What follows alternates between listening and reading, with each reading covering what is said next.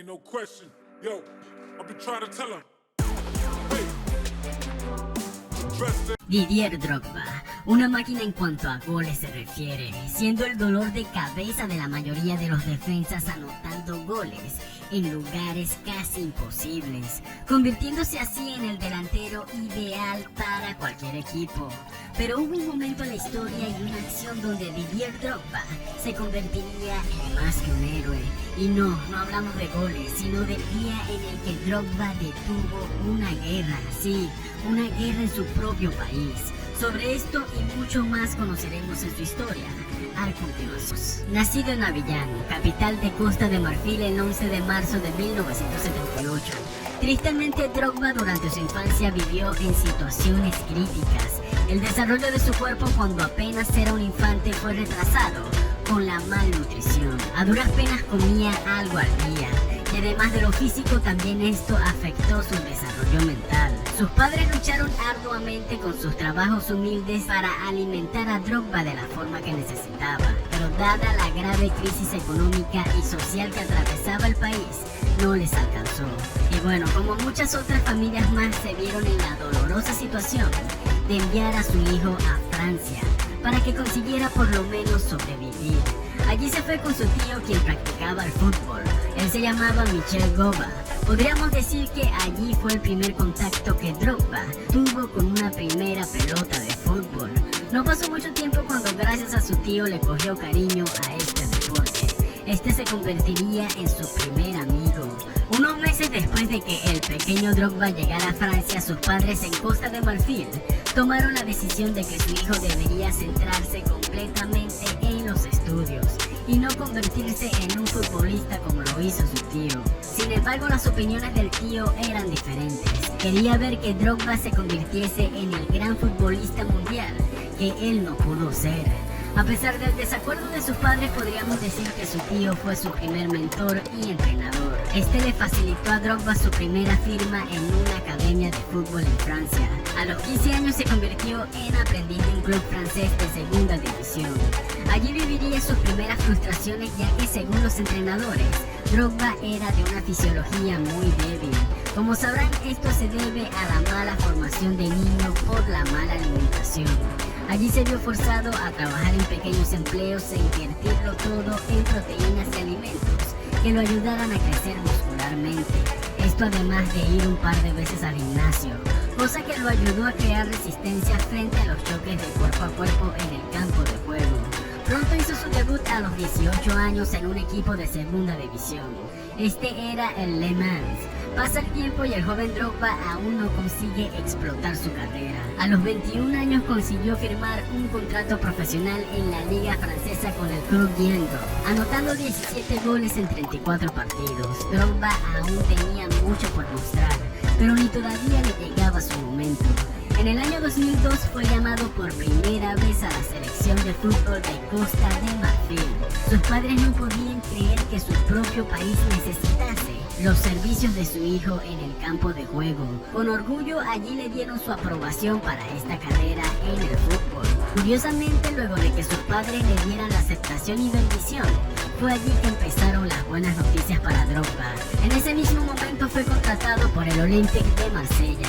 Esto en el año 2003 por unos 3.3 millones de libras esterlinas, lo que equivale a unos 10 millones de dólares. Drogba se convirtió rápidamente en el goleador del equipo, terminando como el tercer máximo anotador de la temporada 2003-2004, con 19 goles. Ya estaba empezando a ser la nueva sensación. De una vez el Chelsea se fijó en él y para la temporada 2004-2005, el club inglés se lo compraría al Club Marsella, convirtiéndose en el futbolista de Costa de Marfil más caro de la historia. Inmediatamente después de llegar, Drogba se convirtió en el delantero favorito de la afición, al haber anotado goles decisivos en los distintos torneos del fútbol inglés. Escuchen bien, el Chelsea en su historia jamás había ganado una liga inglesa, y fue Drogba quien se montó el equipo al hombro y los ayudó a conquistarla por primera vez en la historia. Esto no pararía allí, y la historia se repetiría al año siguiente, cuando la conquistaron por segunda vez consecutiva. Allí Drogba llegó a la prominencia como uno de los mejores delanteros del mundo en el 2006. Estaba siendo el mayor orgullo en Costa de Marfil. Tristemente, una nación que se trataba unos a otros como animales salvajes. La muerte y la desidia abundaban en su propia tierra. Costa de Marfil se encontraba en plena guerra civil. Una guerra que había comenzado 4 años antes, con un golpe de estado que no llegó a concretarse, por lo cual los rebeldes se instalaron en diversas ciudades, dejando así el país dividido, el sur regentado por el gobierno y el norte dominado por los rebeldes. Para ese mismo tiempo, el equipo de fútbol nacional de Costa de Marfil lograría un hecho histórico: clasificarse por primera vez para un mundial de fútbol. Esto lo hizo tras imponerse a Sudán ganándole 3-1, un partido que lógicamente fue seguido por toda Costa de Marfil. Allí el gobierno y los rebeldes eran uno solo. Todos siempre apostarían por el triunfo de la nación. Escuchen bien, la guerra solo se pausaba cuando a la selección le tocaba jugar. Con esta clasificación, Costa de Marfil pasó de la sangre y violencia derramada hacia la fiesta y la unión. Tanto los malos como los buenos juntos todos estaban celebrando aquel épico resultado que los llevó a su primera entrada al mundial. Drogba, como la mayor figura heroica y deportiva, quiso convertir aquella celebración en un momento trascendental para la historia de esta nación. Arrodillado y rodeado por todos los jugadores, se dirigió a la cámara de la televisión nacional y allí todos vieron su mensaje, el cual fue el siguiente: ciudadanos de Costa de Marfil, del norte, sur, este y oeste, le pedimos de rodillas que se perdonen los unos con los otros. Por favor, perdónense. Un gran país como el nuestro no puede seguir sumergido en el caos. Dejemos a un lado las armas y nuestras diferencias. Resolvámoslas de manera libre en elecciones. Y sí, amigos, el muy sentido mensaje de Drogba llegó a lo más profundo. El país necesitaba que alguien le abriera los ojos. Después de tantos miles de muertos cada año en medio de la guerra, ¿quién mejor para buscar la paz que el gran ídolo deportivo de la nación? En esos momentos nos damos cuenta cuán grande es este deporte que tanto amamos. Una semana después de aquel mensaje emitido, los dos bandos acordaron un cese al fuego. Este fue el inicio del fin de la guerra. Su participación en la lucha por la paz en su país hizo que fuera elegido como una de las 100 personas más influyentes de la década a nivel mundial.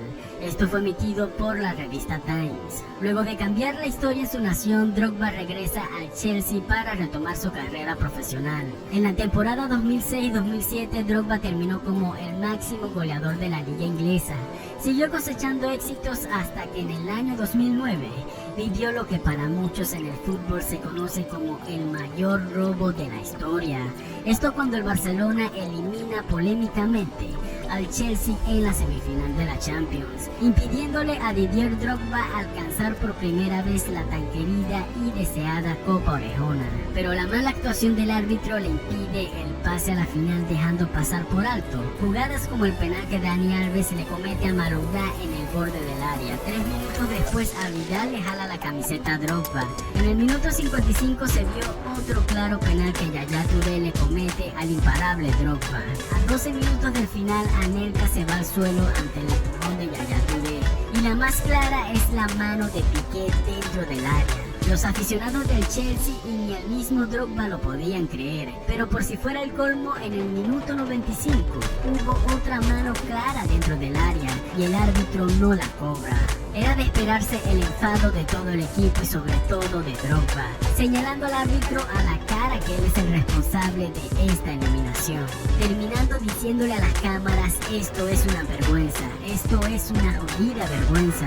Y así, de esta forma, el Chelsea sufrió lo que la historia conmemora como el mayor robo en una Champions. A pesar de todo, al siguiente año 2010, Drogba obtuvo su tercer título de la liga, así como el título de campeón goleador, al haber anotado 29 goles. Pasa el tiempo y llega el año 2012, año donde ya el experimentado Drogba se quita la frustrada raya por el histórico robo que les mencioné.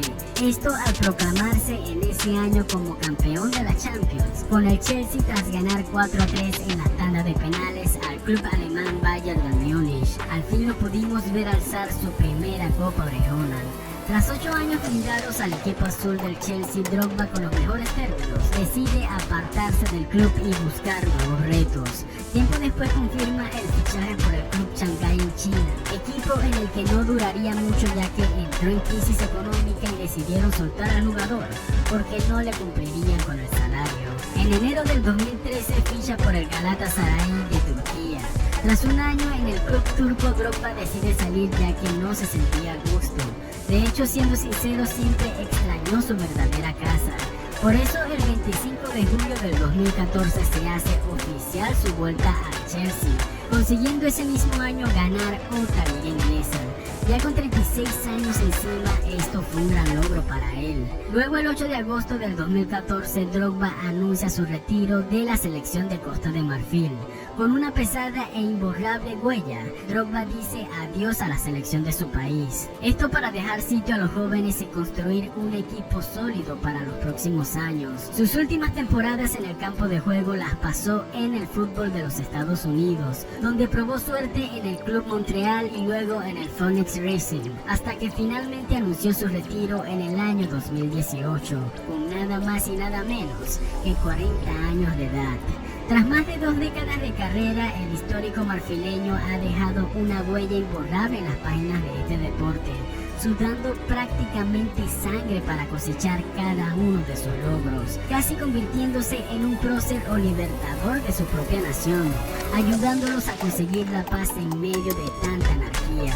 Por esto, el fútbol y figuras como Drogba son las que hacen la gran diferencia en esta existencia.